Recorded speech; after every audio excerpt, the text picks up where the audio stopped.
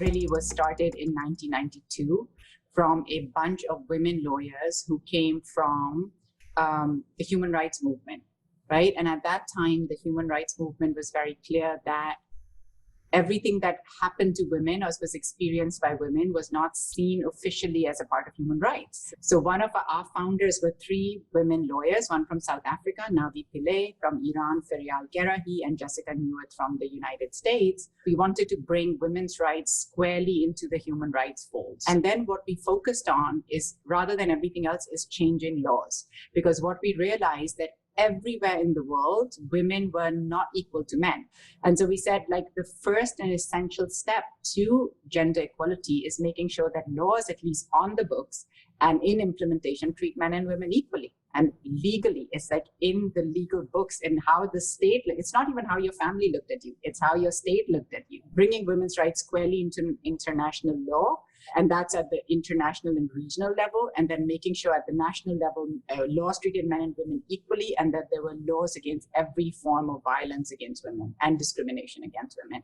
We primarily work on four main areas. We work on ending sexual violence, we work on ending child marriage, we work on ending inequality in law, or legal equality, if you like, and we also work on ending sexual exploitation. Our mission is to achieve legal and systemic change for women and girls. We do focus very much on three pathways, one being legal, one being advocacy, and one being sort of collaboration and partnership.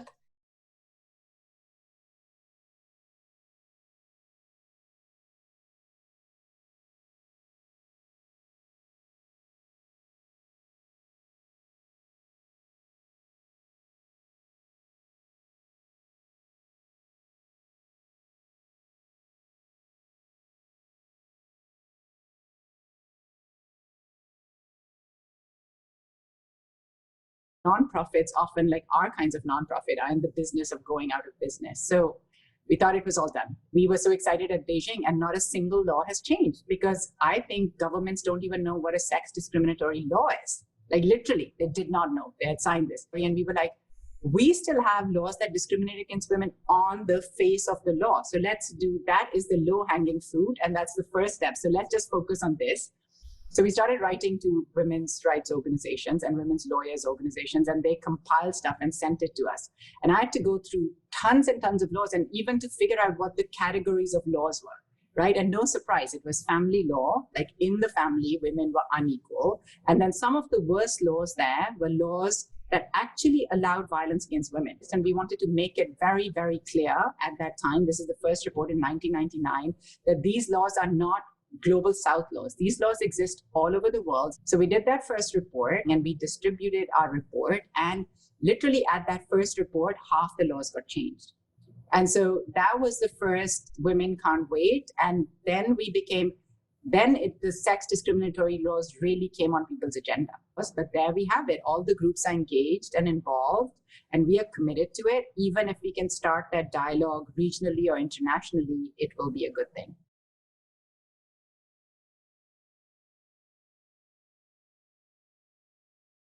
We are really proud on, like, the rape laws campaign, where we have managed to work with grassroots groups all around the world, particularly in the Middle East and parts of Africa, to change laws that say rapists can go free if they marry their victims. It was this girl, Amina Filali. She's a Moroccan young woman, huge, promising, future and everything, got raped by a man at 16.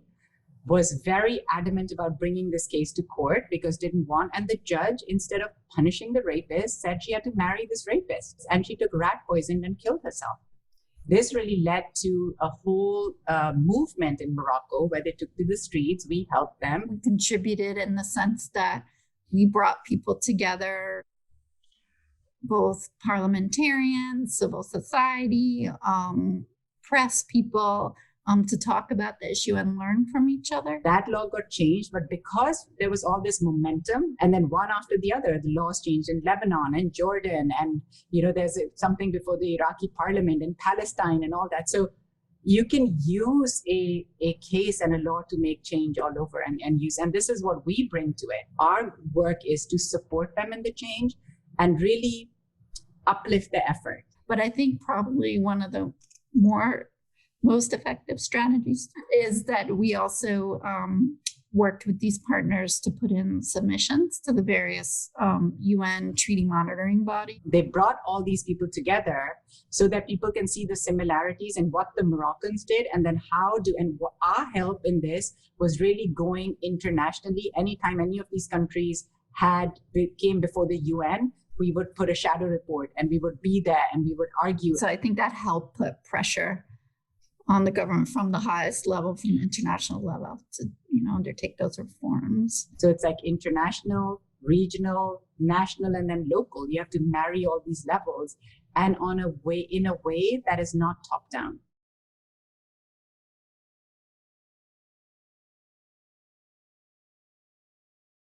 Equality Now is the secretariat for a coalition of about 70 women's rights organizations across Africa, the SOA Coalition, Solidarity for Women's Rights Africa. And this coalition is singularly responsible for what we have now as a Maputo Protocol. Key thing is to reach out and people who live in those communities. Always check with women on the ground or people on the ground that are in that community. If it's an in-country, like a one-country campaign or a regional campaign, then it's always in partnership with groups on the ground. We call upon the government to identify a specific issue as being the issue. So if it's going to be female genital mutilation, then it's the issue. Or if it's going to be rape, then that's the issue. So in Kenya last year, we got the president to declare FGM as a national issue, and one that the declaration was that it needed to end in 2022. Such declaration gets every minister, every actor, every duty bearer to align towards that particular vision and indeed move the needle towards actually working on ending this as an issue. And then finally, bringing together development partners and other civil society actors to ensure the whole gamut is actually addressed. And so we're doing that in Kenya across 6 counties, on female genital mutilation on 2 counties, on sexual violence in 2 counties, and on child marriage in 2 other counties.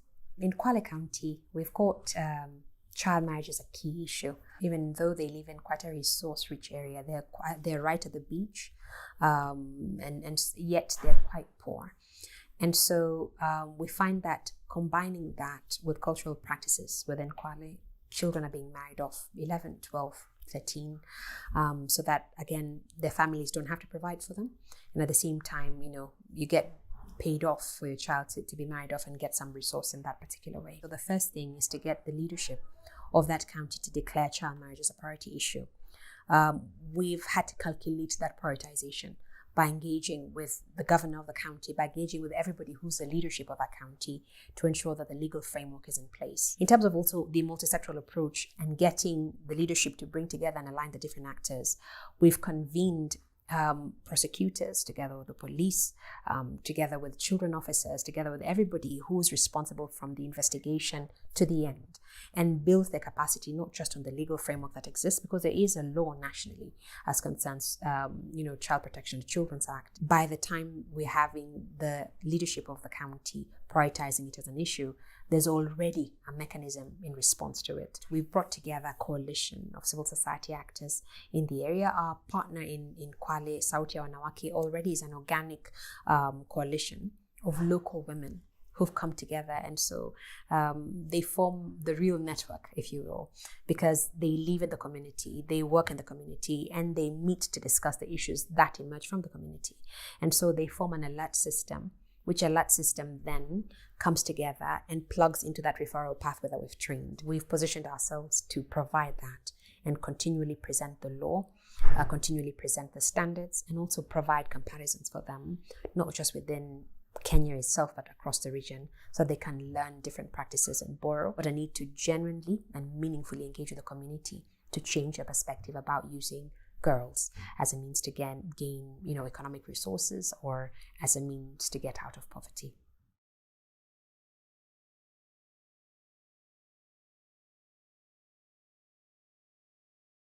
My childhood was in the 1990s in Georgia, when Soviet Union had recently collapsed, and Soviet Union was characterized by gross violations of human rights, and so was the aftermath of the Soviet Union. And back then I thought that doing human rights work was something that would help me make my country a better place. I wanted to do human rights work, and I thought that law would be the most powerful tool to advance human rights.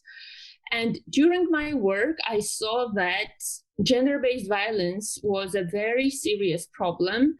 And in 2018, I joined Equality Now, and I'm focusing on the countries of the former Soviet Union.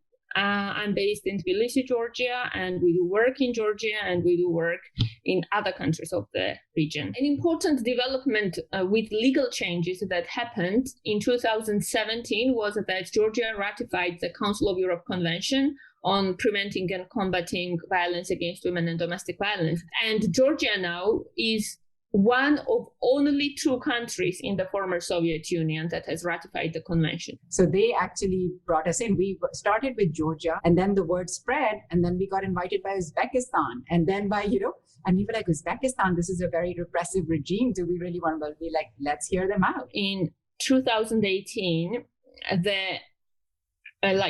very important work Equality Now had started doing, which I joined, was assessing laws on sexual violence in the 15 countries of the former Soviet Union.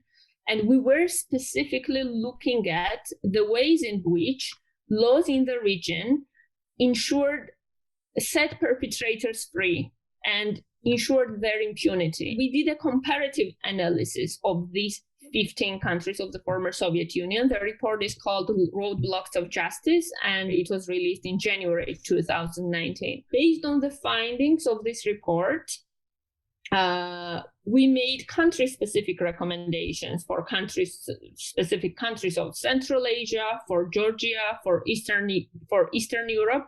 And based on these recommendations and in collaboration with the local groups in these countries, we did submissions not only to the CEDAW committee, but also to ICCPR, which is a human rights committee, to UPR, Universal Periodic Review, and to also CSW, which is also a mechanism for women's rights protection. And one of the important things that we are now doing, and we are going to replicate to other countries, is that we have just finished the development of the manual on investigation, prosecution, and adjudication of sexual violence in Georgia. And the main goal of this manual is to increase access to justice for survivors of sexual violence. This is based on the strategies and experience applied locally in Georgia, and it's discussed in line with international human rights law. In the beginning, we were thinking of doing the manual of our own without having partners from international organizations, but then we thought that having the UN Women and Council of Europe would create more pressure on the government to actually take this manual seriously and implement it. When we were submitting reports to the UN treaty bodies and other international mechanisms for other countries of the region, we were recommending the legal and policy changes that were already applied in Georgia and that had worked, and they hadn't been put in place in other countries yet. For example, in Kazakhstan, for many years up until last year, if a woman was raped and then the perpetrator and the victim had reconciled, the case was just dropped. And the law explicitly allowed that. So we advocated for this with UN treaty bodies, and we supported local groups in Kazakhstan who were advocating for this specific legal change, and the law was eventually changed last year. We can have a global movement on sex discriminatory laws, but when you're doing national change, it has to be the agenda, I strongly believe, of a movement in that country.